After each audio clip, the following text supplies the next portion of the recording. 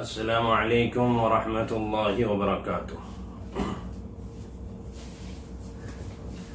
اعوذ باللہ من الشیطان الرجیم، بسم اللہ الرحمن الرحیم۔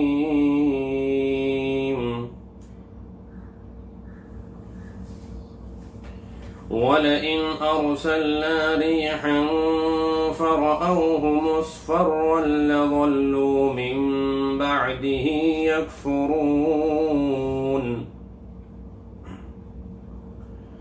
فَإِنَّكَ لَا تُسْمِعُ الْمَوْتَى وَلَا تُسْمِعُ الصُّمَّ الدُّعَاءَ إِذَا وَلَّوْا مُدْبِرِينَ وَمَا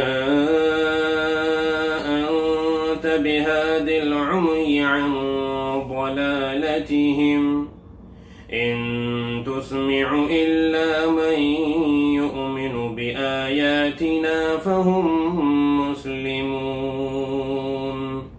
صدق اللہ العظیم۔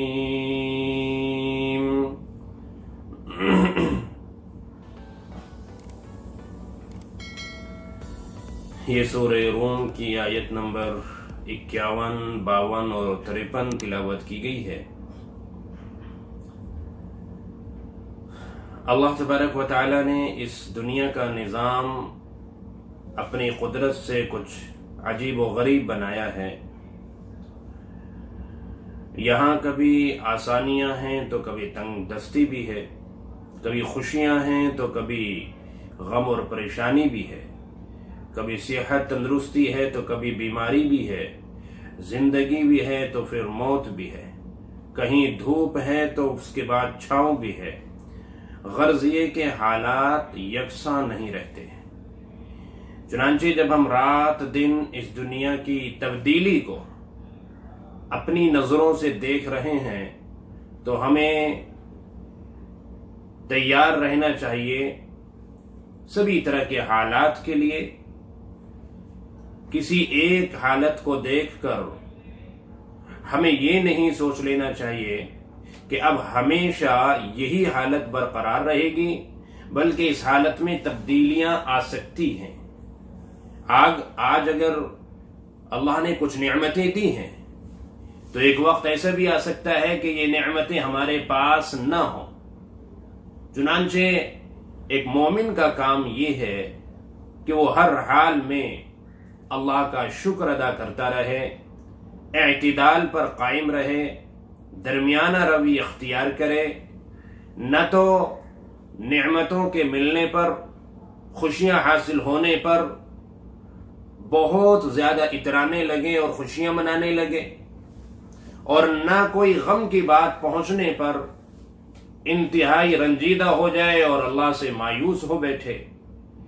مومن کا کام یہ ہے کہ اگر اللہ کی طرف سے خوشحالی نصیب ہوتی ہے تو اس پر وہ اللہ کا شکر ادا کرتا ہے اور اسے اللہ ہی کی طرف سے سمجھتا ہے، اور اس کی نعمتوں کا شکریہ اپنی زبان سے اور اپنے اعمال سے وہ کرتا ہے۔ اور اگر خدا نہ خواستہ اسے کوئی پریشانی لاحق ہوتی ہے تو اس پر وہ صبر کرتا ہے، اللہ سے دعائیں مانگتا رہتا ہے، اور اللہ کی ذات سے نا امید نہیں ہوتا بلکہ وہ امید لگائے رکھتا ہے کہ آج اگر یہ حالات آئے ہیں تو کل انشاءاللہ اچھے بھی آئیں گے۔ وہ ان حالات سے گھبرا کر اپنا ایمان نہیں چھوڑ بیٹھتا، کفریہ کلمات زبان سے نہیں نکالتا، ماتم نہیں کرنے لگتا، بلکہ وہ صبر کے ساتھ اپنے رب سے دعائیں مانگتا رہتا ہے۔ یہ مومن کی شان ہے۔ لیکن جن کا اللہ پر ایمان نہیں ہوتا، جو اللہ رب العزت پر یقین نہیں رکھتے، جو اللہ کے وعدوں پر یقین نہیں رکھتے، جن کا اللہ کے کلام پر، قرآن کریم پر ایمان نہیں ہوتا، ان کی کیفیت کچھ دوسری ہوتی ہے، جس کا ذکر اللہ رب العزت نے یہاں قرآن کریم کے اندر فرمایا، وَلَئِنْ أَرْسَلْنَا رِيحًا فَرَأَوْهُ مُصْفَرًّا، اگر ہم ایسی ہوا بھیج دیں کہ جس ہوا کے چلنے کے بعد زمین کو خشک دیکھیں، وہ کھیتیوں کو زرد دیکھیں. یعنی پچھلی آیت میں ایسی ہوا کا ذکر تھا کہ جس ہوا کے چلنے سے ایک بشارت اور خوشی ملتی ہے، انسان کو بارش کی امید ہوتی ہے، مردہ زمین میں جان پڑنے کی آس لگ جاتی ہے، جو کھیتیاں سوکھ چکی تھی ان کے دوبارہ سے لہلہانے کے آثار نظر آنے لگتے ہیں. تو ایک تو ہوا وہ ہے جو خوشخبری سنانے والی ہے، اور ایک ہوا ایسی بھی ہے کہ جو خوشخبری سنانے والی نہیں، بلکہ جو چیزیں ہری بھری تر و تازہ ہیں ان کو بھی خشک کر دینے والی ایسی تیز گرم ہوا، ایسی لو. آپ نے دیکھا ہوگا کہ جب لو چلتی ہے گرمیوں میں تو کتنی کھیتیوں کو وہ تباہ کر دیتی ہے. تو اللہ رب العزت اسی کی طرف ذکر فرما رہے ہیں کہ اگر ہم لو چلا دیں، اگر ہم ایسی ہوا چلا دیں کہ جس کے بعد کھیتیاں زرد ہو جائیں، ناکارہ ہو جائیں، تو لظلوا من بعده یکفرون، تو اس کے بعد وہ ناشکرے ہو جاتے ہیں اور اس سے نا امید ہو جاتے ہیں. یعنی اس حالت غیر کو دیکھ کر جس کھیتی سے بہت کچھ امید تھی لیکن اچانک لو لگی اور وہ تباہ ہو گئی، تو اب وہ فوراً ان کی حالت بدل جاتی ہے، ان کی کیفیت میں تبدیلی آ جاتی ہے، وہ اس کی ناشکری کرنے میں لگ جاتے ہیں، کفریہ کلمات تک زبان سے نکالنے لگتے ہیں. ایسا کر دیا اس نے ہمارے ساتھ، ہمارا ناس ہو گیا اور ہم تو تباہ ہو گئے، ہم تو برباد ہو گئے، ہم تو کہیں کے نہیں رہے. ایسا لگتا ہے کہ جیسے ایسی قیامت ٹوٹ پڑی ہے کہ اب کبھی بھی حالات درست ہوں گے ہی نہیں. یہ مومن کی شان نہیں ہوتی، بلکہ جن لوگوں کا اللہ پر ایمان نہیں ہوتا ان کی کیفیت اس طرح کی ہوتی ہے. جس رب نے اتنا کھلایا پلایا، جس رب نے اتنی ساری نعمتوں سے نوازا، جس رب نے ڈھیر ساری خوشیاں اب تک عطا کی، اگر ایک موقع ایسا بھی آ گیا تو کیا ہم اپنے رب کو بھول جائیں؟ کیا ہم اپنے رب کی ناشکری کرنے لگے؟ کیا ہم اس سے مایوس ہو کر بیٹھ جائیں؟ کیا ہم اتنے زیادہ ماتم کرنے لگے کہ کفری یا کلمات زبان سے نکالنے لگے؟ ہرگز نہیں ایسا ہونا چاہیے. اس موقع پر ایک حکایت یاد آ گئی جو تواریخ میں لکھی ہے. لقمان حکیم، یہ وہی لقمان جن کا قرآن کریم کے اندر ذکر ہے اور جو ابھی عن قریب سورہ روم کے بعد سورہ لقمان شروع ہونے والی ہے. تو کسی زمانے میں حضرت لقمان کسی کے غلام ہوا کرتے تھے.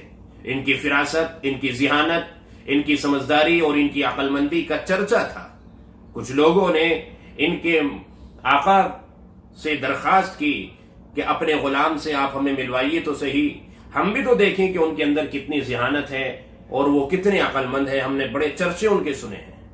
چنانچہ حضرت لقمان کے آقا نے ایسے لوگوں کی دعوت رکھی، دعوت کا انتظام کیا، اور اس دعوت کے اندر غالباً تربوز بطور خاص رکھا گیا. لقمان حکیم سے کہا گیا کہ بہت سلیقے سے تراش کر یہ لے کے آئے. چنانچہ دسترخوان پر تراش کر سلیقے سے لقمان حکیم لے آئے. ان کے آقا نے پوچھا کہ اس کے چھلکے کہاں ہیں؟ تو انہوں نے کہا کہ جناب وہ بھی ہیں. تو وہ منگوا لیے گئے. لقمان حکیم انہیں بھی لے کر آ گئے. تو حضرت لقمان کے جو آقا تھے، جن کے یہ غلام تھے، سب کے سامنے وہ کہنے لگے کہ یہاں ایک طرف بیٹھ کر ان چھلکوں کو کھانا شروع کر دو. چنانچہ حضرت لقمان اتنی خوشی سے ان چھلکوں کو کھا رہے تھے کہ اس کے اندر کا پھل شاید اتنی چاہت سے وہ لوگ نہ کھا رہے ہوں. یعنی دسترخوان پہ جو اس کے اندر کا پھل ہے وہ لوگ جتنی چاہت سے کھا رہے تھے اس سے زیادہ خوشی اور چاہت کے ساتھ لقمان حکیم اچھل کے کھانے لگے. تو لوگوں کو گمان ہونے لگا کہ لگتا ہے کہ شاید ہم نے غلط سنا کہ یہ بہت ذہین ہیں اور بہت ان کی بڑی فراست ہے، بہت عقل مند ہے. یہ تو ہمیں پاگل معلوم ہوتے ہیں، عقل کے کمزور معلوم ہوتے ہیں کہ یہ چھلکے کوئی کھانے کی چیز ہے اور یہ چھلکوں کو اتنی خوشی کے ساتھ کھا رہے جیسے کبھی انہیں کچھ ملا نہ ہو. تو جب حضرت لقمان سے سوال کیا گیا کہ آپ کہتے ہی فوراً یہ چھلکے ایسے کیوں کھانے لگے، تو انہوں نے وہ بتایا، وہ کہنے لگے کہ جناب اس میں حیرانگی کی کوئی بات نہیں ہے. میرا یہ آقا رات دن اس کی بڑے احسانات ہیں میرے اوپر، یہ مجھے بہت نعمتیں کھلاتا ہے، بڑی نعمتوں سے نوازتا ہے، رات دن میرا بڑا اچھا خیال رکھتا ہے۔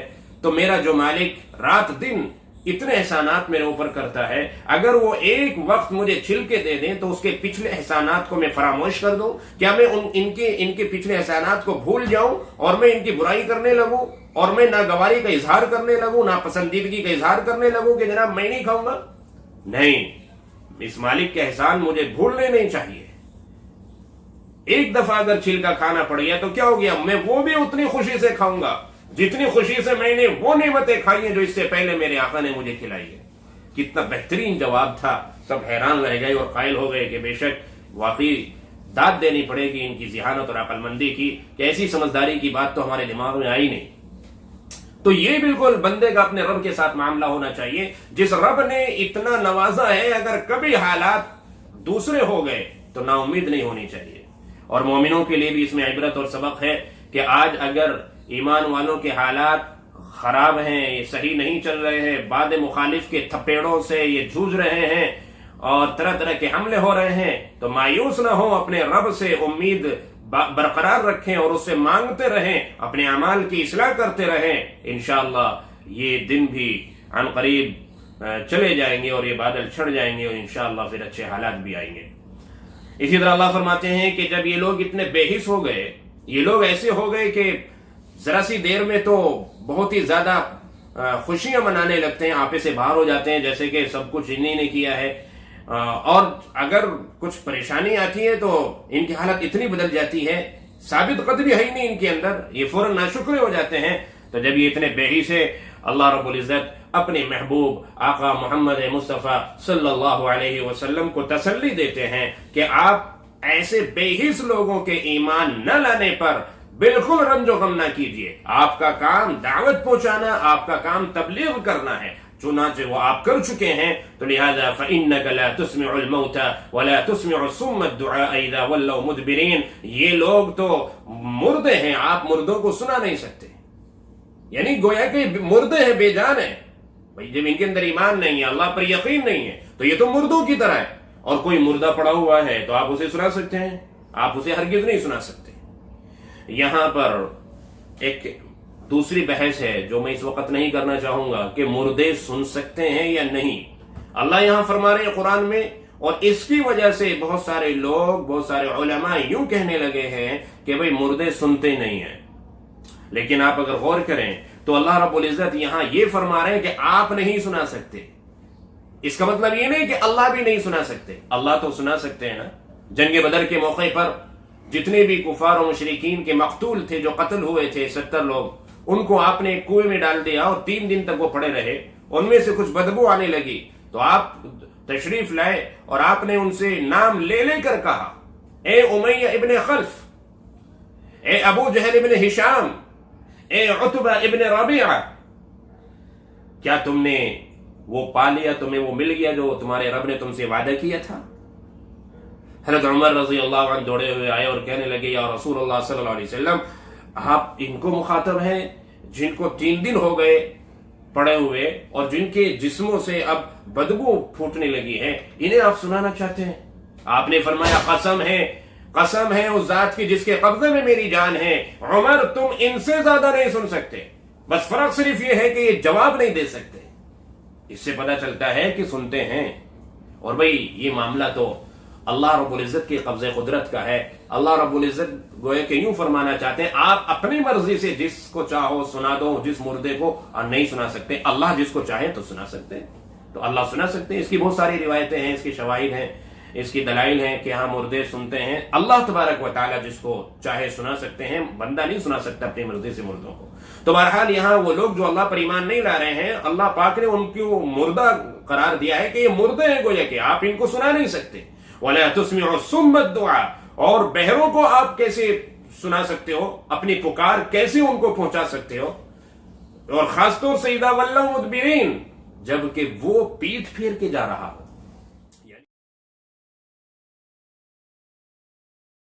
ایک تو یہ ہے کہ وہ سامنے ہیں اور آپ ان کو کچھ سمجھانا چاہتے ہیں تو وہ آپ کے اشاروں کو دیکھ کر سمجھ لیتا ہے، امید ہے کہ وہ کچھ سمجھ لے، لیکن ایک ایسا بہرا جو پیٹ پھیر چکا ہو، جو آپ کے اشاروں کو بھی نہ دیکھ رہا ہو، نہ دیکھنا چاہتا ہو، بھلا آپ ایسے بہرے کو کیسے سنا سکتے، کیسے سمجھا سکتے ہیں؟